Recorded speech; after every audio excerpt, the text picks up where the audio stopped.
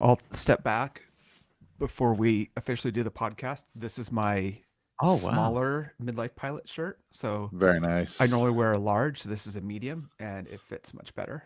And I just went It's with very different colors, official. and I know it's like, yeah, Is it pretty quality material and everything?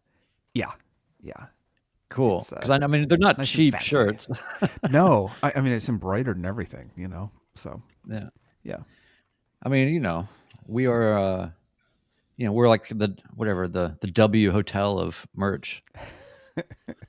I love it. Wait, I you love The it. steal towels? You steal towels from us? I don't know how that works. It took about 2 weeks of me being gone, and then there was a new logo and a merch store, and things have really leveled up. I'm actually nervous. This is I don't know. I feel like it feels weird. well, the thing is, Chris, is I just really wanted these guys, since they're stepping in, I just wanted them to feel like they were stepping into something. It was like, like when you buy a used car, but they still try to put the plastic down on the floorboards and everything to try to make it feel like it's kind of, Yeah, yeah. that's kind All of right, what here's some inside baseball. Ted, when will I be live under the open that I can start talking? Will I know, or do I I wait mean, for it to end we'll entirely? play the clip as normal, and so when it comes out of the clip, then you're live. Okay, Yeah, but everything we say right now is on the internet I know. already. yeah, Yeah. yeah. I know. So, So we didn't do what I did hey, like the first 3 episodes, which is start out cursing, like on the first like 5 seconds we're live on YouTube. It's like, yeah, It's a family show. yes, what are you drinking there, Chris? Blue Moon. Oh, nice. Yeah. Well, I like a good Blue Moon. Heck yeah. This is wholly and completely embarrassing. White Claw, look at you. I'm telling you, this is the first one that I've ever had in my life, and Yeah, it's. sure I it feel like is. I'm just Yeah, hydrating. yeah. It's weird. Yeah. I feel like I might be in a sorority. Do you want a pumpkin spice latte next? Yeah, yeah, I do. I'm gonna start wearing like wide brim hats and posing around everything. You gonna do a crawl in downtown Nashville with your bridesmaids? Yeah, That's what it is. Yeah. it Straight as totally is. holding that can, walking. Okay, yeah, Yeah. It's so strange. Like, it's a very midlife thing to say, but it's like, man, when we were growing up, and even when we were teenagers or in college or whatever, there were only a handful of beverage choices of any kind. I go into places now and I'm like, what is all of these options and all of yeah, this stuff? hmm It's crazy. I don't know how.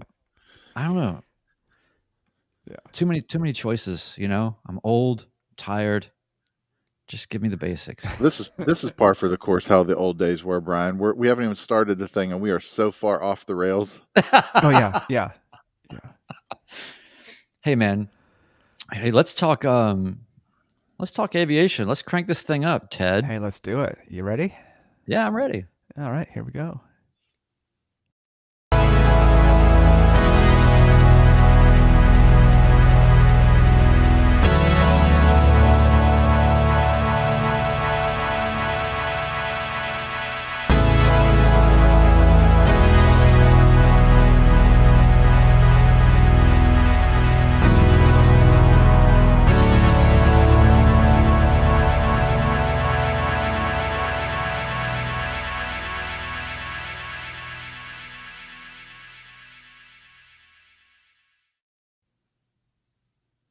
Hello, and welcome to the Midlife Pilot Podcast. This is still a podcast all about aviation and all things flying in midlife.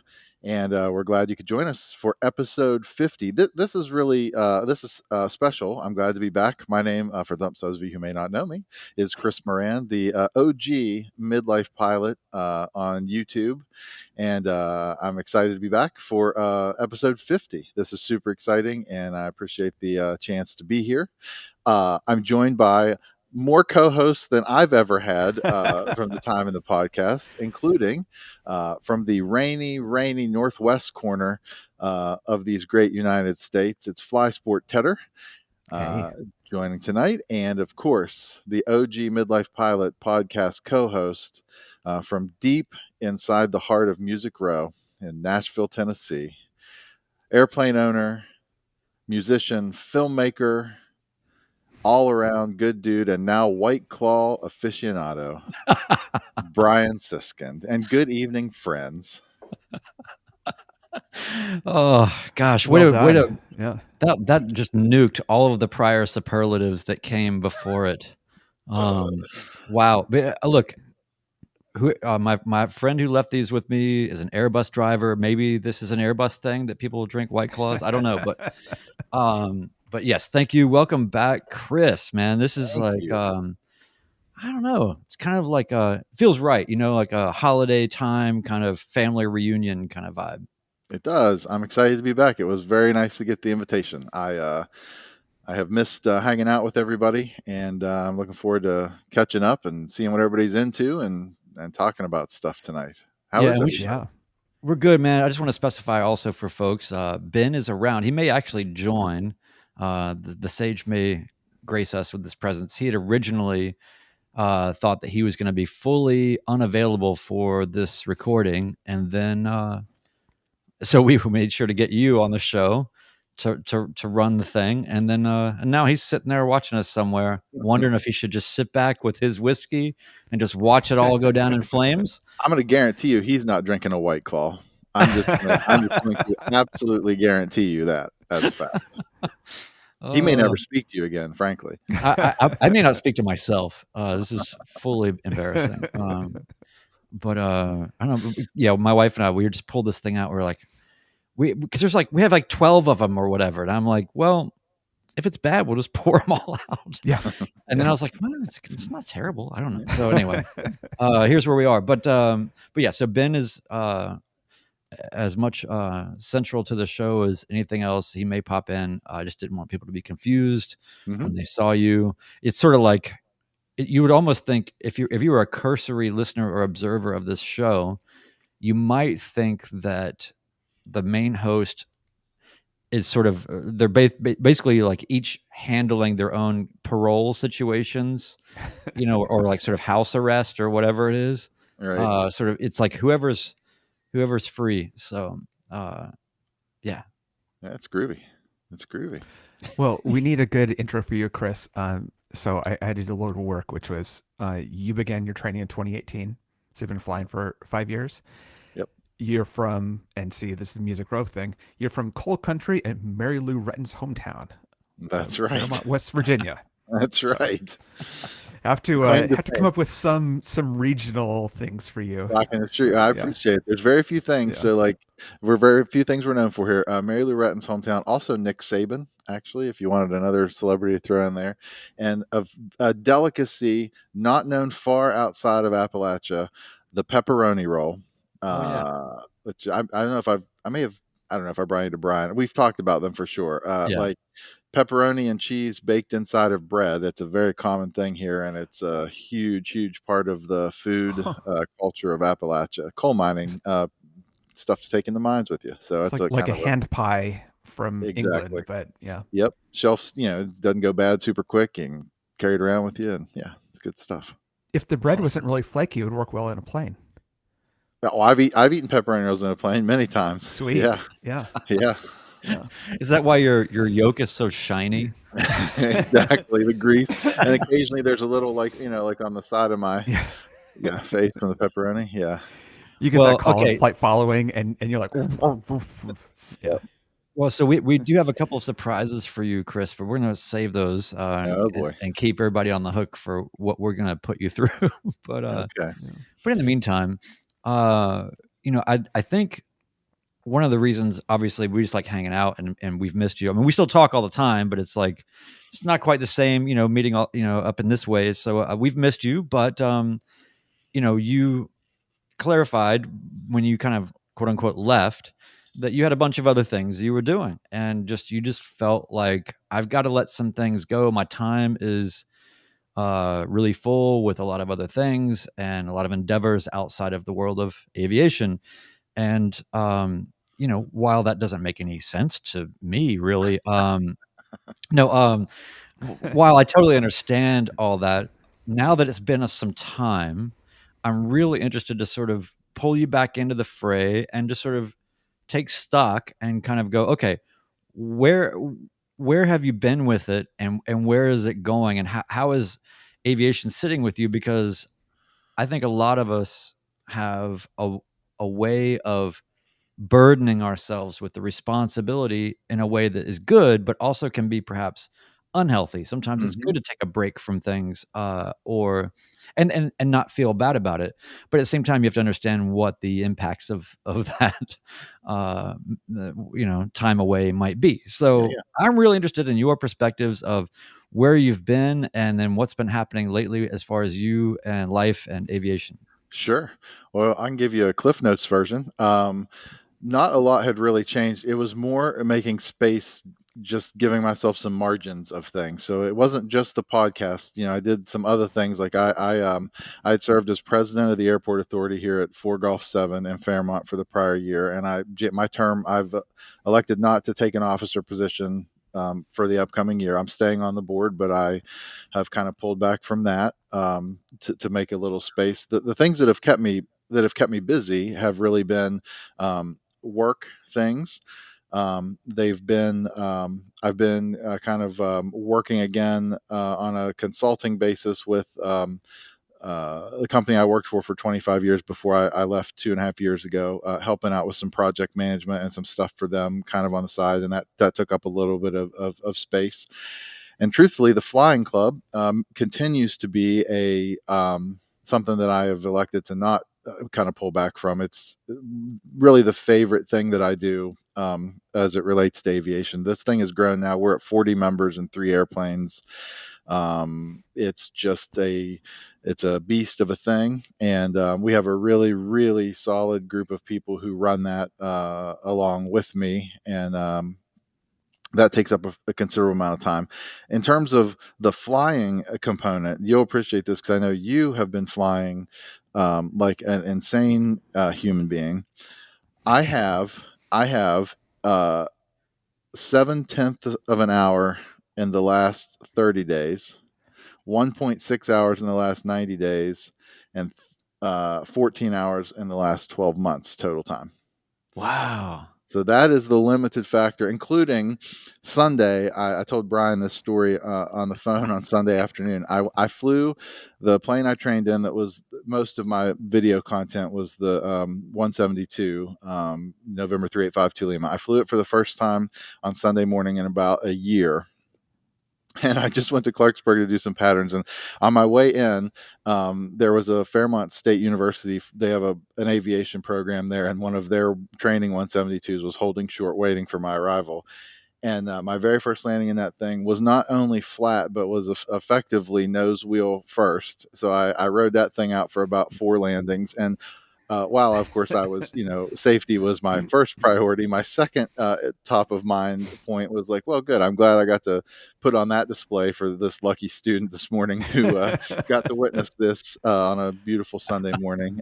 So I proceeded to improve those over the subsequent few laps in the pattern there at Clarksburg. But it's funny.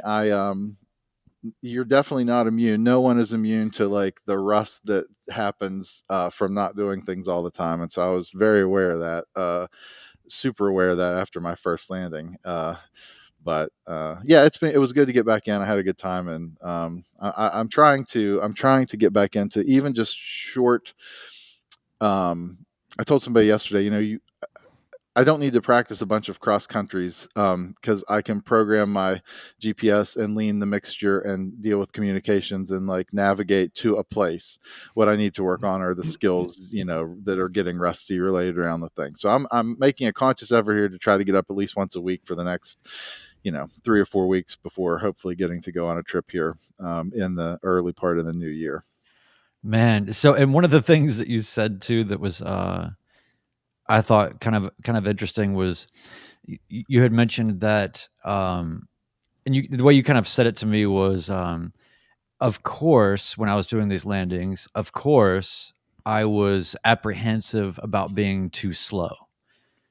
So you were sort of hearkening back to kind of the um, earliest tendencies that you had in your training, which I find to be really interesting. I mean, obviously you recognized it, and it totally makes sense. It's like if I'm going to be anything, I'm not going to be slow, Yep. Yep. but it's a fine line, right? So, Yeah, too fast, it's easy to think that like too slow is the worst thing, which I guess technically, I mean, you definitely don't want to be, but too much speed is even though you have an 8,000-foot runway, that's what leads to things like being able to land the plane 4 times. You land and take off, you just have all that excess energy, and it's a lot of things can go sideways on you in that case too. So that is exactly what I was thinking. The next couple laps was like, all right, let's, this plane is going to fly like with flaps. And I mean, you got tons, you got airspeed for days. So like, let's get the speeds nailed, and things worked out much better. In fact, my landing back at little teeny Fairmont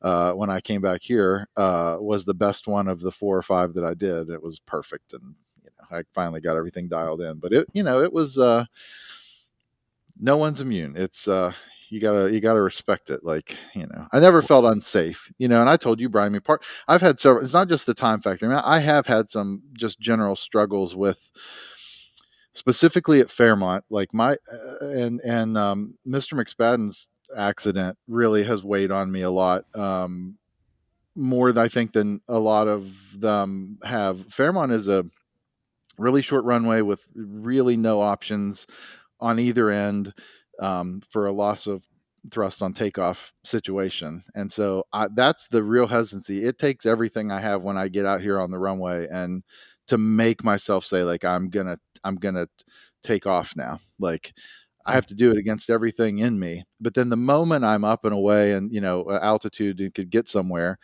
I love every minute of it. And there's no more trepidation of anything, even the bad squirrely landings. It's like, I've done enough of those, hundreds and hundreds of, I mean, those are fine.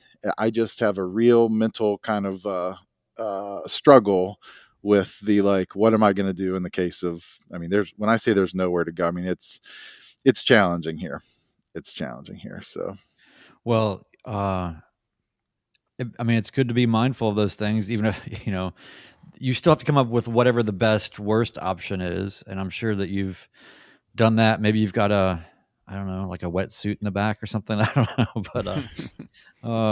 but yeah, Ted, I don't know if you've been paying attention, Chris, but Ted's been flying an insane amount in most beautiful places in his CTLS. Yeah.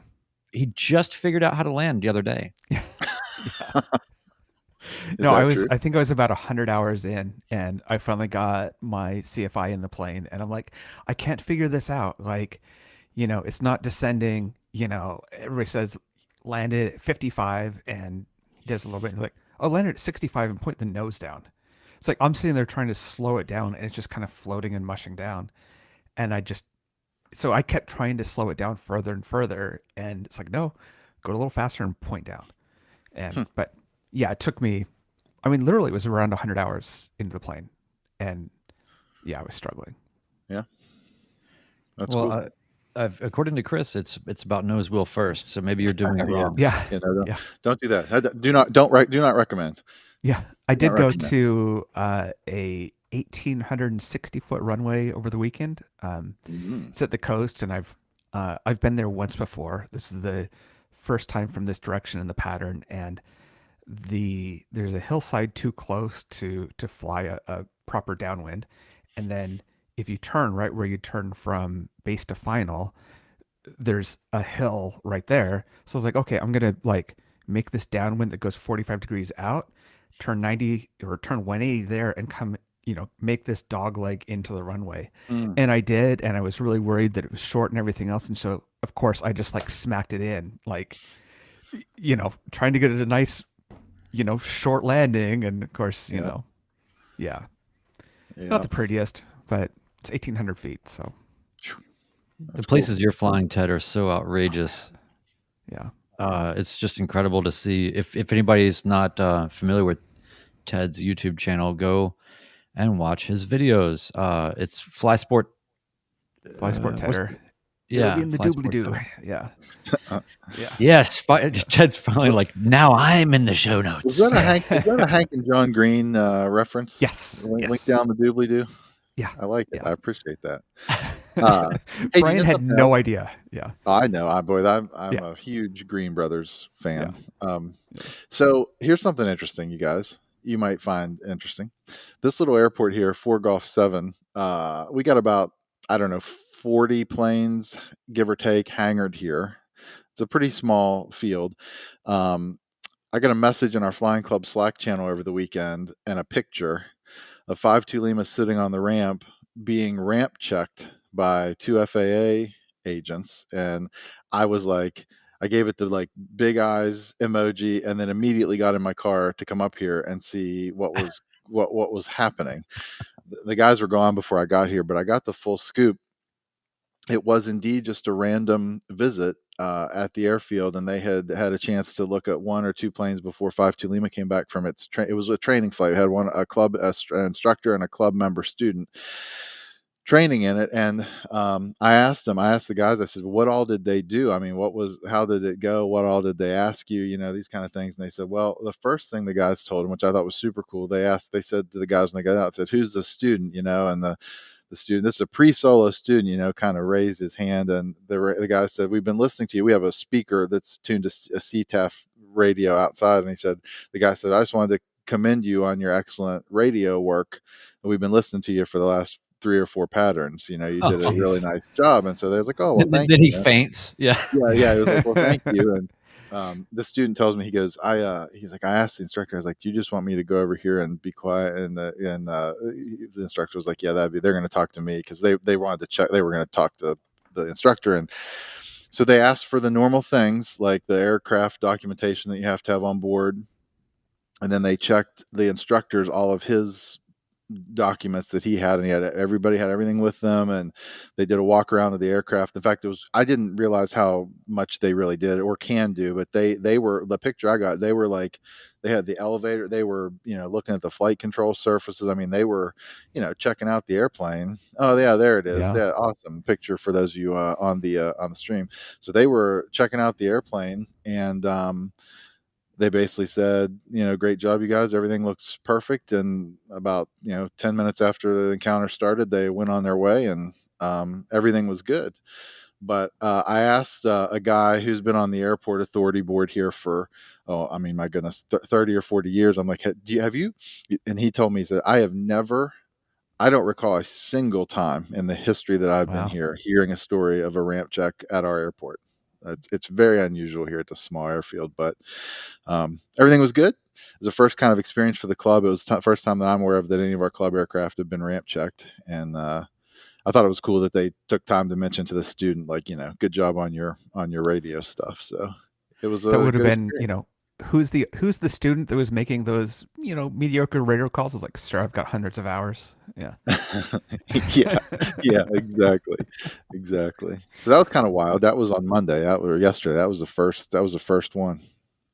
Yeah. Yeah, yeah. One dull geek is saying in the chat regarding ramp checks that our sort of community seems to have a larger than average number of ramp checks. You know, maybe there's a reason for that, and maybe you should think about posting anything in the chat to say that you're actually aware of this. Yeah, Uh, Yeah.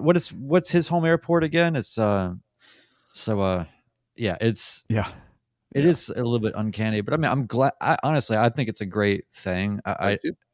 I know that people are a little sour on it or feel like it's the man, or whatever. But man, I'm so glad because, and to hear that they're going to, smaller airports where maybe things are a little bit, looser, Yeah. and checking on things and all that. So Well, one of the things, I mean, we're pretty serious. The club, we take it all pretty seriously. I mean, they're not going to they'd be hard pressed to find anything Right. out of order. I mean, it's when the thing you realize is that it's much easier as an individual airplane owner to get lax on some of these things. Like when you have the responsibility of, 40 different people flying these planes, and like any of them could be checked anywhere they are for anything. It's kind of, you feel a little bit of a burden to make sure that beyond the safety reasons, just to make sure that every I is dotted and every T is crossed all the time. And we're pretty meticulous about paperwork and just keeping things in order and knowing where everything is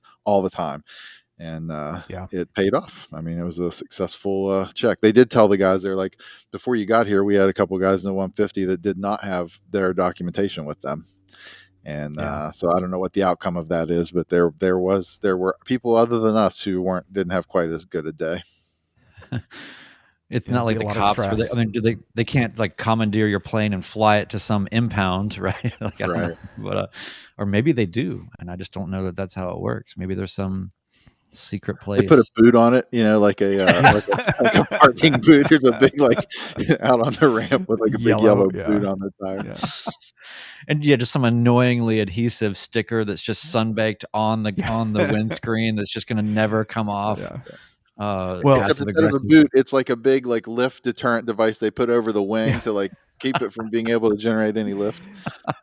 So if you want to find Brian's plane or my plane, we're actually in North Carolina and we both fly Pipers. So One Dual Geek's saying he's telling the FAA that's watching that he's at the airports that I fly out of. So now Chris, even though you have been perhaps not consuming as much aviation content and maybe certainly not making the content that you used to make, which by the way we all miss greatly, and we're tired of bugging you about it. We're just going to try the opposite approach of just sort of pretending like it doesn't bother us, and then maybe we'll bring it back. But once I do something interesting, once I have some interesting flight to share, I'll make sure to do it. But I can assure you, nobody wanted to see the flight that I had on Sunday morning. There is no benefit. No one would have wanted to see that. So. You're totally wrong. That would have been absolute gold. It's like, Midlife Pilot loses it. Yeah. But I guess what I was going to ask is, in the times that you do watch anything, don't you still have opinions about stuff that are from the most knowledgeable part of your proficiency, the highest level of your proficiency? And here's an example. It's like, I haven't really played, all I did was play drums for years and years and years and years and years. I haven't played drums in, 7 years. Mm-hmm. It was a huge part of my life. And then I just didn't do that anymore. However, even though I've let every available thing of my drumming probably atrophy to the point of non-existence, if I'm listening to something or I'm watching something, I still judge it. And I don't mean judge it in a negative way, maybe a little bit, but you know what I'm saying? I still critically interpret it, I guess is a better way to put it, from the standpoint of I'm still, it's kind of like in midlife, right? We still have those moments where you jump for something, or you do some sort of, you have these little blips where you forget that you're not 23 anymore. Yeah. So I guess I'm just wondering, when you're consuming aviation content and still kind of lurking around all of this, if you're not still looking at it through the lens of absolute proficiency, and then maybe after this last flight, you're like, yeah, I need to just, I don't know. But I just find that to be an interesting point of view. Oh yeah. No, I certainly still consume plenty of YouTube content around aviation. I mean, I haven't stopped watching or following what's going on, and keeping up with what all of everybody's producing and the stuff that is out there. And so, moreover, these days, it's less about the flying, because the people that I'm watching, I generally don't have any. There's nothing for me to judge of their aviation. I mean, that's not the part that is, right. That's all very good of the people that I'm consuming primarily.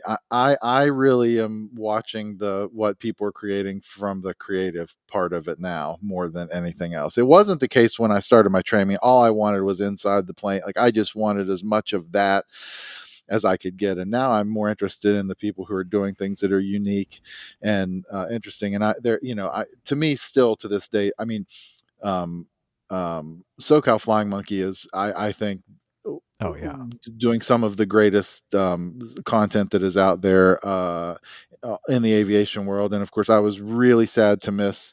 You guys were kind enough to invite me to be on the episode with Josh Flowers, Mm. and I had a conflict and I couldn't be there, and I was really sad about that because I still think that he, I've enjoyed everything he's ever done. And I've only had the chance that I've had probably 10 minutes of collective conversation with him over the years, and they've all been in crazy at Oshkosh and just in crazy environments. So I really was disappointed to miss the chance to spend an hour just kind of talking to him, because I have a ton of respect for his the way he uses his channel and his platform. But yeah, no, I mean, I definitely still watch, and I definitely still have people that I don't watch intentionally. That's one thing that hasn't changed and will never change. But it's I'm right here, Chris. yeah, no, it is definitely not your stuff, Ted. No, I'm definitely still engaged in that and following what everybody's doing, and there's just a ton of people making really, really good stuff. Ted's channel is very controversial. Yeah. Yeah. It's really kind of, I'm going for the clicks. Yeah.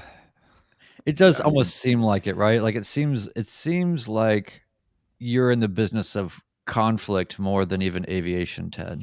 Oh, for It- sure. Yeah. and for you to come up with this whole thing of what did you call it? You gave this whole lecture on your channel about Ted MMS or something. No, anyway, sorry. I see where you're going. You're not No, going so to bait me into it. by the way, Ted has no lectures on his channel. So no, but you have Ted. You make the stuff that's like what Chris and I too. When you're starting, it's just I just want to have as immersive of a real kind of experience. Just like what is it like to be in a plane and what's going on. So Yeah. so that's really cool. I call that. I mean, it's like Chris's early stuff and a lot of ours, which is security camera footage, right? Like Yeah. one Yeah. camera looking forward. There's a lot to gain.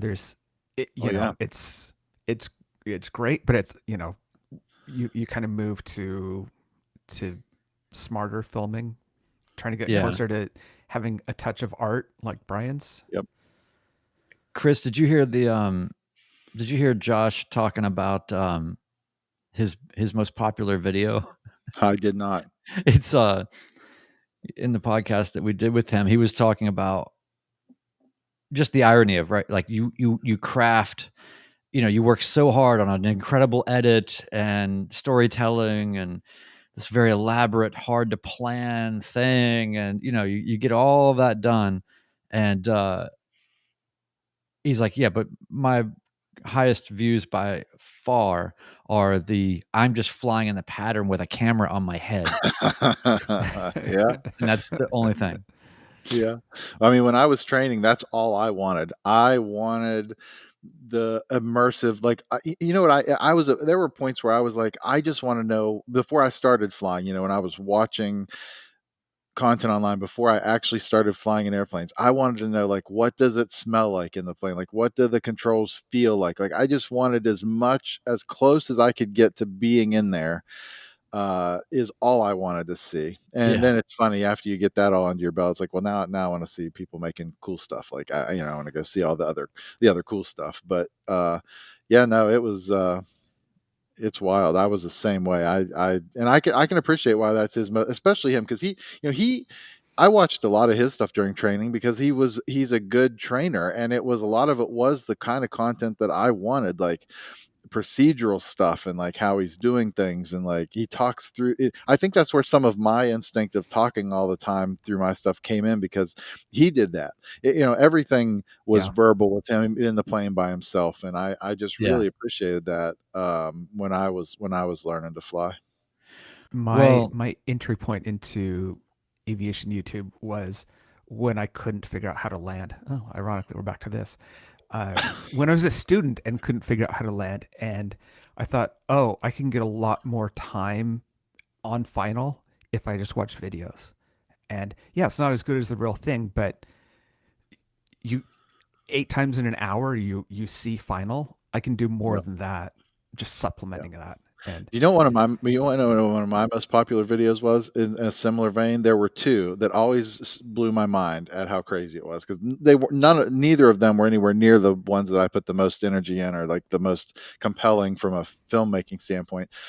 One of them was a video I called "Tips About Trim," that's where I talked about how what it's really, I called it's cruise control. This is how Tyler, my instructor, used to say it to me. Like, people always get this impression that like you're trimming for some kind of attitude or whatever, and he's like, you're trimming for an airspeed. And one of the biggest kind of revelations to me, and then after I became a private, I went out and did a video on this where it was like, I said like, okay, so like I've taken off and now I'm in cruise or in climb, and I want to climb at 80 miles an hour, and I'm going to set this trim wheel and where my hands are off and I'm at 80 miles an hour. And I would say, okay, now we're at cruise, and I'm going to trim for level flight here, and I'm at an airspeed of 100 miles an hour. And I said, now I would say, like, what do you think is going to happen when I pull the power back? What's my speed going to do? It's going to stay exactly the same. I'm going to descend at 100 miles an hour.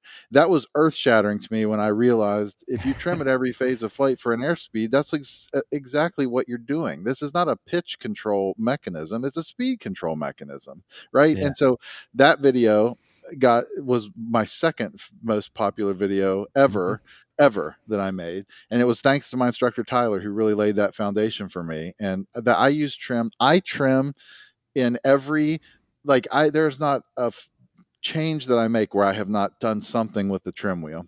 One Dog Geek, thank you. Yeah, said that trim video was really helpful when he was a student pilot. Yeah, it was a huge trim was a huge thing. That was one. The other one was I did a video on how I use early on in ForeFlight, like right after I became a private. It was how do I use ForeFlight as a private pilot, just a non-instrument private pilot.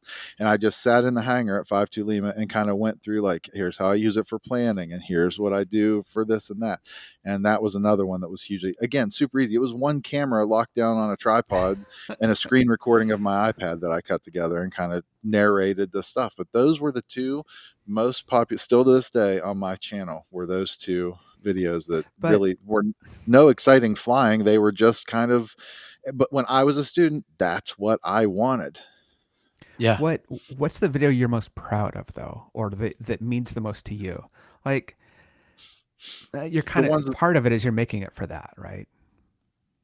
Those are the ones that my daughter is in. Like, I think the trip to the Outer Banks with her, where she shot a bunch of footage on her iPhone. We were landing at Currituck at sunset. Some of those trips, I mean, the trips with my daughter are the most memorable. It just flights to me, and I think those videos are probably the most meaningful. I mean, the ones that when I go back to watch some of my own content, those are generally the ones I go to first. Yeah. Are the ones that she's in with me, and the ones where I was letting her fly.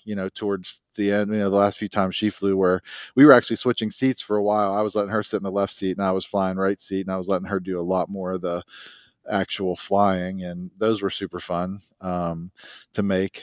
In the Nashville trip, I mean, the stuff that we got to do as a group, I mean, those things like the flying at the Outer Banks and the flying at the Nashville, those were just because they're such good personal memories. Like, those are the things that I want to remember the most of that we've done. And I think those are probably the ones I'm proudest of. I may think of another one later, but the training ones were easy and long and boring. But when I was a student, that's what I wanted. That's why I made them. Yeah. I was doing them for me initially, and then I kept getting feedback from others who are like, these are great. And I'm like, well, they're helping me too, because that makes me go rewatch all my lessons again as I'm working through them. And there were so many times when I was editing them, I was like, oh, look what just happened here. And things would just click from getting to watch them again. That's why I always encourage people, like, even if you have one single GoPro, put it in your plane every single lesson you take, even just to watch the footage again for yourself, especially early on, like in the early lessons where things like you're not going to remember. Things are hitting you so fast in the airplane.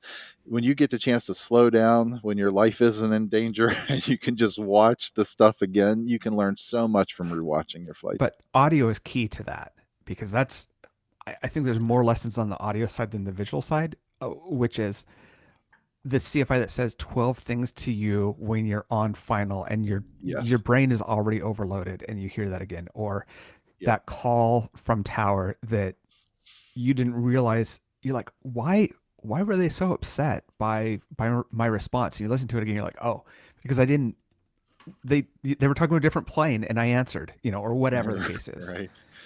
Right. Yep. No, audio is very important too. And it's easy anymore. I mean, things are so Yeah. easy with a GoPro and a cable that you can buy pre-made. Like this stuff, they've made it so easy now. Yeah. As one Dill Geek says, he says, I record every one of my flights. There's still stuff I miss in the airplane that I see when reviewing the video. I record 95% of my flights still. And I know that's kind of opposite of Brian, who's like, I have footage and then I throw it away. And it's like, my thing is like, I keep all of that. And I've had a tough time because I've only put cameras in maybe 5 or 10% of the time over the last year. And of that, even if I'm on a long trip, like I just did this whole thing where it was actually kind of critical to this larger project that I'm working on, that I just get the takeoff and the landing of where I'm going. That's really all I got. And I just totally forgot. I filmed the takeoff and then turned them off, flew for a couple hours, whatever, and then went to go turn them, or should have gone to turn them back on and just did not. And I did it, and I was like, idiot, Well, I was like, well, well, it was one of those things where it's like, okay, well, that's fine, but just make sure you get this next stop or whatever. And then it was like totally forgot. Yep. Again. And so I've really got to get back into that. I think, you know what? I have a suggestion too. And this is something I'm consciously, this is like, I'm already making New Year's resolutions for 2024. Here's something I'm terrible about. And I even thought about it this weekend when I flew, because it's so almost infrequent anymore that I'm flying. Here, I get so mad. I don't know why I don't take some stills on my iPhone every flight, because those of you who are using ForeFlight or Garmin Pilot for your logbook, I mean, I love the flights that I can go back in my logbook and see where I took pictures and remember things about those flights from the photos that you attach to them. I mean, it is so easy. I know, like, it makes me so mad on social media sometimes. I'll see on some of these Facebook groups where, like, somebody's on there, even a student on their solo cross country, and in cruise, they took a picture of themselves, and all the old guys are like, put your phone away, fly the plane. I'm like, dude, it took him 4/10 of a second to take his selfie in his plane. Get off yourself. But I just think that, like, having photos from some of your flights are like, I wish I had more of those in my logbook now to go back and kind of review and remember these flights by. So one of the things I'm going to try every single flight that I take now is to at least take a picture or two so that I can attach it to the logbook entry and remember it. Yeah, I've been pretty good about that part of it, and just or just having like a GoPro that's just loose and not attached to anything, and just capturing a couple of quick views or something. But yeah, so it's definitely a for me, as far as video making or whatever, I think it's been sort of a good thing to not have so much footage, because then it's really the impetus is on sort of whatever it frees me up in a way to not be so real-time documentary about it and more narrative driven, for a lot of things. So, but I'm always kind of I don't have a massive audience to sort of disappoint, like I was sort of talking with Josh about that. It's like, do you have things that you want to do that you just kind of can't, because you have sponsors and responsibilities and a sort of a thing, like I can make reckless, weird turns in my creating and it doesn't hurt anybody or matter. But for somebody like that, it's different. It's been fun to get away from all the real-time capture of everything, but then still find ways to work with story in those constructs or confines. But yeah. So Ted, you just sent me a note privately that said something along the lines of, let me do some housekeeping. It's private for a reason. It's private for a reason. Does it say STFU? What does STFU mean? No, ask the kids around you. Yeah. No, you didn't type that, but that's basically what it said. So let's make without here. a Ben. Ben is as Juliet Echo Foxtrot said, he's on the wrong side. He's over in the YouTube comments. So without Ben here, one of us has got to be the adult in the room and take care of the housekeeping. Yeah. By the way, he's watching us like sort of our like kind of. He's like the grandfather sipping whiskey in the corner, just like being these stupid kids. Like that's. Yeah. I see him. He's here. He's in the green room. I see him. Yeah. He's in the green room. Oh, there he is. Oh, hey, Ben. Hello, Chris.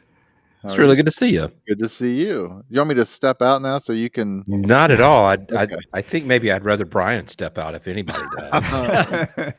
Did you see his White Claw? I did. That's I had to come in and comment.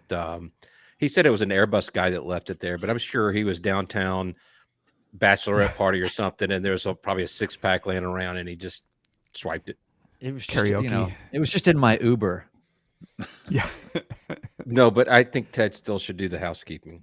All right. And definitely not White Claw here. I see we're still at Information Whiskey. Yeah, so we broadcast live on YouTube every Tuesday at 8 p.m. Eastern, and that's at youtube.com/@Midlife Pilot Podcast. The live chat is open for questions and comments. We really do it for the audio only version. That podcast is on iTunes, Spotify, and wherever else fine podcasts are found. Make sure to subscribe and leave a 5-star review. They can only be 5 stars. It'll actually reject it if you do any less. We love getting feedback and your suggestions. You can email us at midlifepilotpodcast@gmail.com. We have a very active Discord community. In fact, thanks Wendell Geek, who has really helped us understand what Discord is. And if you're interested, we may chat about that at some point. But if you're a listener and you don't know what it is, just drop us an email at midlifepilotpodcast@gmail.com, and we'll give you an invite to Discord. You can come in and say hi, see pictures, and see what else the weird stuff we're chatting about is. We've opened a merch store. Ben's wearing a hat. I'm wearing a polo. Sorry, but anybody else wearing merch, or just the two of us? Chris? I was waiting my care package. I never got. So Chris will not support the podcast. We know this. Yeah. So he's like, support the podcast. I invented the podcast. We need to support him. So we've got. Be careful what you ask for, Chris. Yeah, right. We've got T-shirts in various shapes. We've got hats, stickers, and more, including polo shirts and tumblers. And that is at store.midlifepilotpodcast.com. That helps us keep the lights on for this podcast, and at some point might break even on it. And that's a wild success. Yep. Let me know when you get there. Yeah, exactly. And there was a comment that a podcast review that popped up a few days ago that Brian. Can I read this one? Yeah, you have it loaded. I just want to jump here and say I think it's important that Chris be on this podcast to hear this review, because he really encapsulated how I felt when I listened in on episode 1 or 2. It was with the two of you, and you're the biggest part of it, Chris. And so I thought it was just fitting that Brian read this while you're here. Yeah, Chris, you are the larger. You're. No. Oh, I see. We're doing weight and balance on the podcast. Yeah. So no, I'll say when I saw this come in, I thought, you know what, it's so nice when you get feedback that is just absolutely on the nose of exactly what you've been trying to do or hoping to accomplish the whole time. So I'll just read it. So this is from CCC Gould. Subject line for this review says, "First pilot friend. I found this podcast a few months ago when I started really thinking about getting a PPL and even possibly career switching down the road. Having no background in aviation and no friends with PPLs, this podcast is a much needed friend that gives me guidance and encouragement in this journey. I just started taking lessons and I'm loving every minute of it. I'm especially grateful for your episode about how to get started, as it gave me the confidence to own my training and to find a CFI that works for me. So thanks so much for being my first pilot friend," which I think is just really, that's like, and in the very early stages for me, I've said this many times, I didn't have any pilot peer group whatsoever, and that was really a lot of my motivation to get involved and try to push this along, because I didn't have nobody around, nobody to talk to, nobody call, nothing. And so for him to say first pilot friend, and we can be that on any level and some by proxy means or otherwise, is huge. So it's awesome. That's awesome. Yep. I think, Brian, you learned during COVID too, right? You started flying during COVID, or you start before 21. So kind of, okay, yeah. I basically, what I did was as soon as the vaccine was available, and then back then it was like, if you get 2 weeks after, then and you're good I for scheduled life. my medical and then my first lesson to be 2 weeks after my first vaccine. Yeah. That was my experience too of doing it during COVID. We're still wearing masks some of the time, depending on risk and everything else. But we're the only people at the airport. It was also winter, which Northwest. But the only person I really knew was my CFI. I didn't know other CFIs. Didn't know anybody else at the airport. I know people that were in aviation 20 years ago. They're not around, or not around at all anymore. And so I had nobody to really talk to about that. And, and then the only other people you see are, like Sam, Evans, pilot son, Sam, it's like, you're 18, you're on the career track, and it's a completely different part of aviation than we're in. Yeah, those guys are like, I don't have time to talk to you. Yeah, exactly. Yeah. I'm like, let's talk about your feelings. How did you feel when you were trying to land? And they're like, what do you mean? I landed. I feel like I'm going broke. Yeah. So we're not CFIs.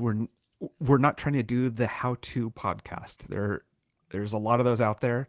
Sometimes we accidentally verge into that territory, but we're here to share experiences, and hopefully we're not. It's kind of the only ones that Aviation have that. Anonymous group. Yeah. I mean, we're a support group, it feels like, and I'm proud of that. But I have a question for Chris, and one Dog Geek has a question for Chris, and I wanted to add to it. If we have another meetup, are you going to be able to join us, or would you join us? Yeah. Oh, yeah. Those are my favorites. I mean, those have been my favorite experiences. Yeah, absolutely. Well, we were talking about.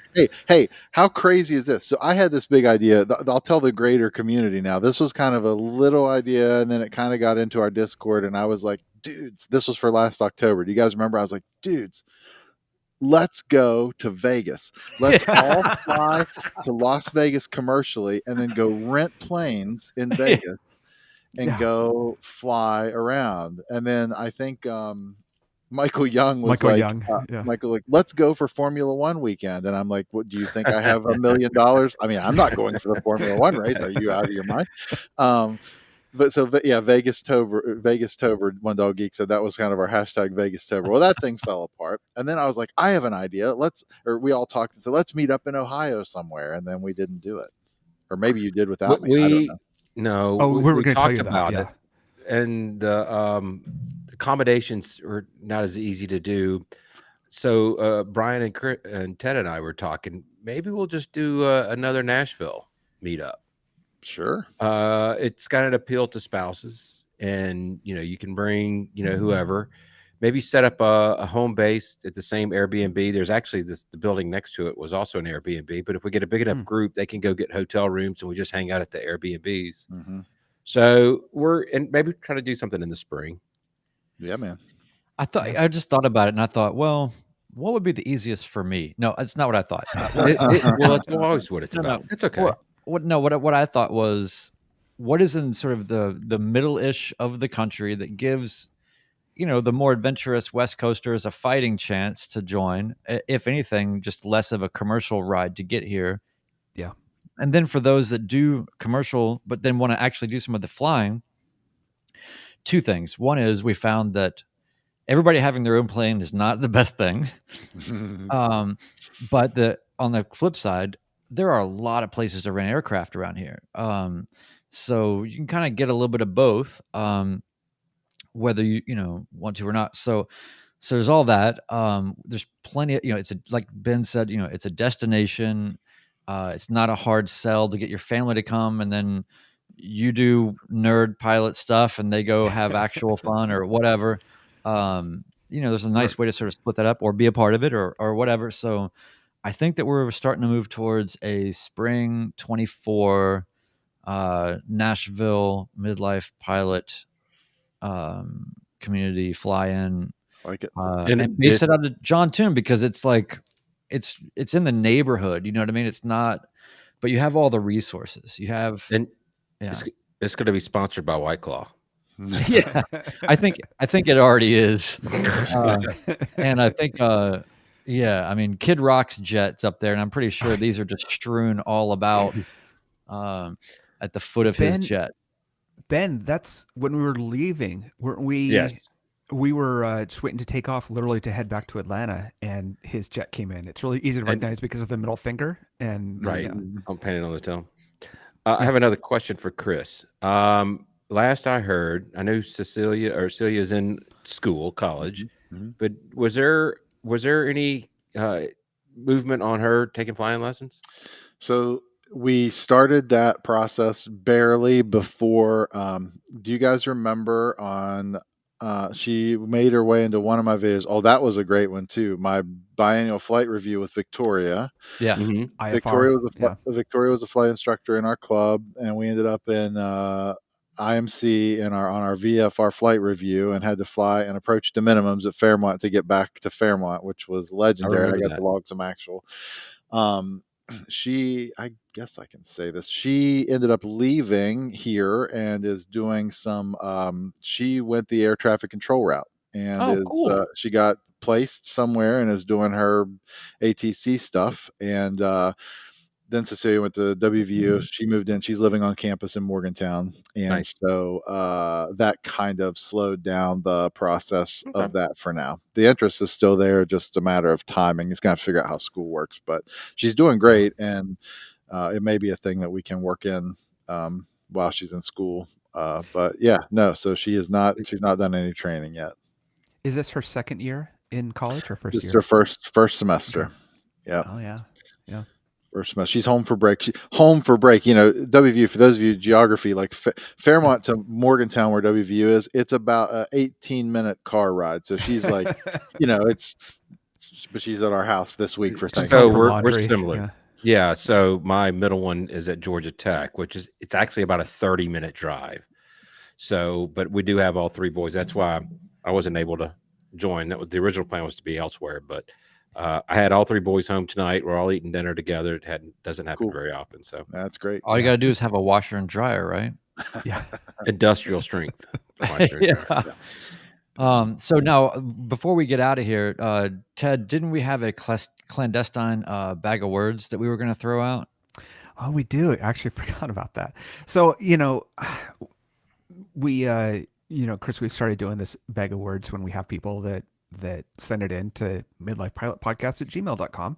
And we have one that's coming up. But, I thought that I'd look through, your first 5 flights and see what I could find in there. So the problem is that, Chris basically, he just sounds like a radio announcer. It sounds like he's done this his entire life. So I didn't actually find one that was a great bag of words, but, I think that this is in the same spirit of it. So here we go. I don't see him, and he does not have ADS-B. That's all right. That's got to be him. There's a plane moving, isn't it? I think so. There's a plane moving right to left down 23 right now. Oh wait, that's the interstate. Yeah, that's the interstate. It was a semi-truck, not an airplane. Oh my goodness. Come on, I got to edit that out.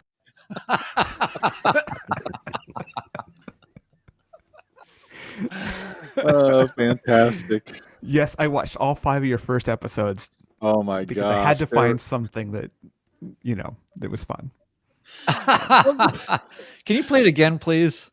Oh yeah, let's do that. Let's please. I don't see him, and he does not have ADS-B. That's all right. That's got to be him. There's a plane moving, isn't it? I think so. There's a plane moving right to left down 23 right now. Oh wait, that's the interstate. Yeah, that's the interstate. It was a semi-truck, not an airplane. Oh my goodness. Come on, I got to edit that out. That's hilarious. That's hilarious. I'm surprised you didn't find the one I got made fun of so much in retrospect. There was a video. I was so mad. I went on multiple tangents. I couldn't believe that ADS-B wasn't mandatory for every aircraft in the National Airspace System. I still am mad about it, truthfully. I know. And I don't want to hear about airplanes without electric systems. Don't give me any of that. But anyway, Yeah. I was so mad. And there was one video where, like, when this was before ADS-B was mandated in 2020. So, like, back in 2018 or something, I said, I can't wait till 2020. Yep. Because I heard that. the ADS-B mandate was coming for where it was going to be. And somebody later, after COVID hit in 2020, I got a comment on that video. Somebody commented and said, that seems kind of misplaced now, doesn't it? The whole world was shut down. And I'm like, oh, dang, yeah, that's not what I meant. No, and man, I love having ADS-B. It's like, I mean, of course, the ones I'm concerned about are the ones that don't show up on there. Yeah. It's the planes you don't see that you're scared about, but it is so nice for that situational awareness where you're like, okay, 6 miles that way. Okay, I can see them. And yeah. Hey, by the way, did you guys know that you can support this podcast for 25 cents an episode? Chris, this thing has really got commercial since I left. Have you noticed how we've kind of gotten pretty Sally Struthers about this whole thing? Yeah, man. Like, you need me to read anything? You got a cue card for me? APCA. Should I Start crying. Here's my can. Shake my can. For only 4 White Claws a year, you can support the podcast.